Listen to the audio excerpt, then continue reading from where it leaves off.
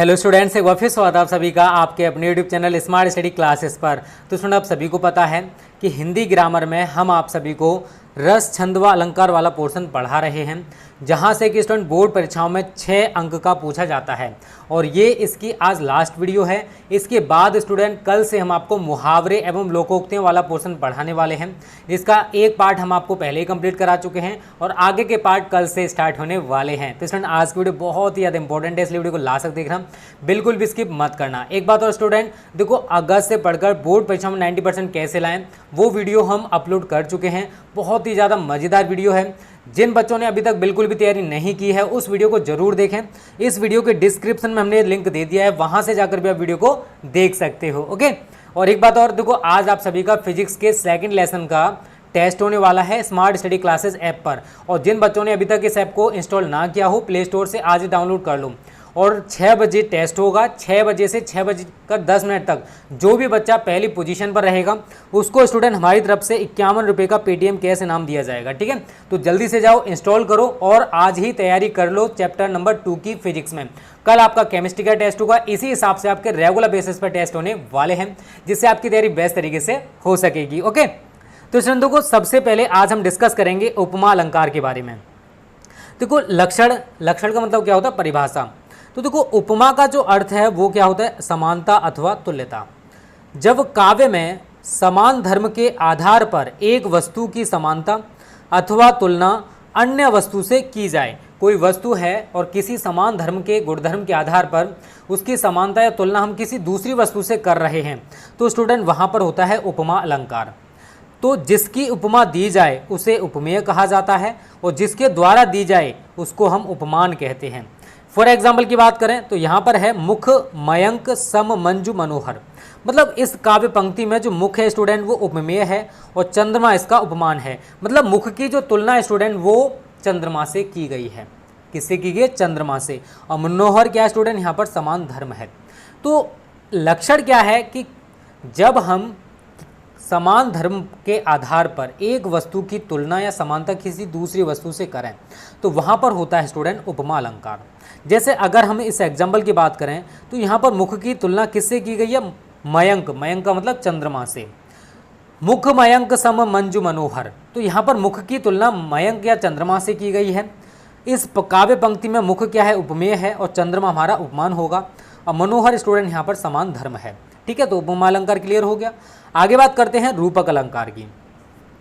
तो लक्षण क्या है? जहाँ उपमेय और उपमान की अत्यधिक समानता को प्रकट करने के लिए उपमेय में उपमान का आरोप होता है, वहाँ रूपक अलंकार होता है।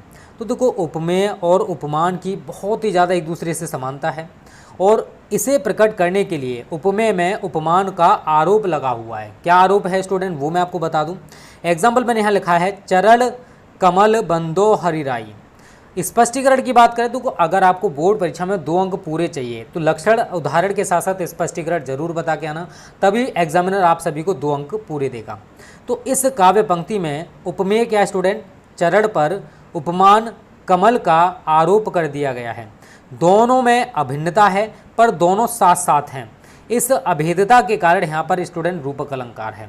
तो चरण कमल बंदो हरिराई, चरण कमल बंदो हरिराई, तो चरण की यहाँ पर क्या लिखा है? उपमेय क्या है? चरण है और इस चरण का जो उपमान कमल है उस पर आरोप कर दिया गया है। क्या कर दिया गया? देखो स्टूडेंट, दोनों अभिन्न चीज़ें, तो चरण अलग चीज़ होती है, कमल अलग चीज़ होती है।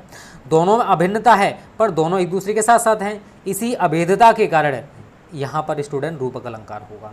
कुछ नहीं है, बहुत ही सिंपल है। 1-2 बार आप डेफिनेशन तैयार करोगे तो आपको तैयार हो जाएगी। ठीक है, आगे बात करते हैं आज के अगले अलंकार की। आज का अगला अलंकार है भ्रांतिमान अलंकार। इंपॉर्टेंट है, बोर्ड एग्जाम 2021 में पूछा जा सकता है। लक्षण क्या कहता है? जब समानता के कारण एक वस्तु में दूसरी वस्तु का भ्रम हो वहाँ भ्रांतिमान अलंकार होता है। उदाहरण की बात करें, कपि करी हृदय विचार दीन ही मुद्रिका डारी तब जनु अशोक असाके अंगार दीन हर्षि उठी कर गहेऊ। तो यहाँ पर अब बात करें स्पष्टीकरण की। यहाँ सीता जी श्री राम जी की श्री हीरक जड़ित अंगूठी को आरूप वृक्ष अशोक वृक्ष के द्वारा दिया हुआ अंगारा समझकर उठा लेती हैं। अंगूठी में अंगारे को समझने से यहाँ उन्हें भ्रांतिमान हो गया है। तो हम यहाँ क्या कह सकते हैं कि यहाँ पर भ्रांतिमान अलंकार है, क्योंकि देखो अशोक के वृक्ष के द्वारा गिरा हुआ अंगारा समझ लिया किन्होंने, सीता जी ने। तो यहाँ पर उन्होंने भ्रम हुआ है उनको, तो समानता के कारण एक वस्तु में दूसरी वस्तु को उन्हें भ्रम हो चुका है। वास्तव में क्या थी वो अंगूठी, लेकिन उन्होंने उसे क्या समझ लिया, अशोक के वृक्ष का नमूना समझ लिया, ठीक है, अंगारा समझ लिया। इसी वजह से यहाँ पर भ्रांतिमान अलंकार होगा। थोड़ा सा एग्जाम्पल टेढ़ा मेढ़ा सा है, तो एग्जाम्पल आप जो चाहो वो बना सकते हो, कोई दिक्कत नहीं है। बस आप वहाँ पर स्पष्टीकरण जरूर बताना, तभी स्टूडेंट आपको पूरे मार्क्स मिलेंगे, एग्जामिनर तभी आपको पूरे मार्क्स देगा, ठीक है। अब बात करते हैं आज के लास्ट अलंकार की। अरे सॉरी, 2 अलंकार और हैं स्टूडेंट आज, ठीक है। संदेह अलंकार किसे कहते हैं? तो लक्षण या परिभाषा की बात करें तो जहाँ एक वस्तु के संबंध में अनेक वस्तुओं का संदेह हो और समानता के कारण अनिश्चय की मनोदशा बनी रहे, तो वहाँ संदेह अलंकार होता है। बहुत ही अच्छा एग्जाम्पल मैंने लिखा है, सारी बीच नारी है कि नारी बीच सारी है, सारी ही की नारी है कि नारी ही की सारी है, सारी में नारी है या नारी में सारी है, अतः यहाँ संदेह अलंकार है। तो नारी में सारी है या सारी में नारी है, ये संदेह हो गया है, इसी वजह से यहाँ पर संदेह अलंकार होगा। बहुत ही अच्छा एग्जाम्पल है, आप 1-2 बार इसको तैयार कर लोगे तो आपको ऑटोमेटिक तैयार हो जाएगा। एक बात और स्टूडेंट, देखो बहुत सारे बच्चे में व्हाट्सएप में मैसेज करते हैं, सर हमें नोट्स दे दो, सर हमें प्रैक्टिस सेट दे दो। देखो आप सभी को बता चुके हैं, अगर आपको हमारे complete notes and practice set चाहिए तो उसके लिए स्टूडेंट आपको 599 रुपये पे करना पड़ेगा। और आज के लिए ये ऑफर है स्टूडेंट, उसका रीज़न मैं आपको बता दूँ। हमने 100 स्टूडेंट्स के लिए ऑफर दिया था, जिसमें से 80 आज कंप्लीट हो चुके हैं और 20 स्टूडेंट्स आज कंप्लीट हो जाएंगे। तो केवल 20 स्टूडेंट्स के लिए हम 599 में ज्वाइन करेंगे और कल से आपकी जो फ़ी है, चाहे वो ऐप हो चाहे आप व्हाट्सएप पे मैसेज करके ज्वाइन करोगे, तो स्टूडेंट आपको 699 रुपये पे करना पड़ेगा। देखो बढ़ाने का रीज़न है, हम ऐप पर बहुत सारी फैसिलिटी आपको देने की कोशिश कर रहे हैं, तो हमने टीम बढ़ाया है। जब टीम बढ़ाए तो स्टूडेंट हमें भी एक्स्ट्रा चार्ज आपसे लेना पड़ेगा, इसी वजह से स्टूडेंट फ़ी को बढ़ाया जा रहा है, अन्यथा और कोई रीज़न नहीं है। और 600-700 रुपये कोई बड़ी बात नहीं होती है, पूरे साल के लिए आपको complete notes and practice set दिए जाएंगे। जो बच्चे इंटरेस्टेड हैं, इस वीडियो के डिस्क्रिप्शन में व्हाट्सएप नंबर और कॉलिंग नंबर दे रखा है, उस पर आज ही मैसेज करो, आज ही ज्वाइन हो जाओ, ठीक है। आगे बात करते हैं उत्प्रेक्षा अलंकार की। तो जहां उपमेय में उपमान की संभावना की जाती है, वहां उत्प्रेक्षा अलंकार होता है।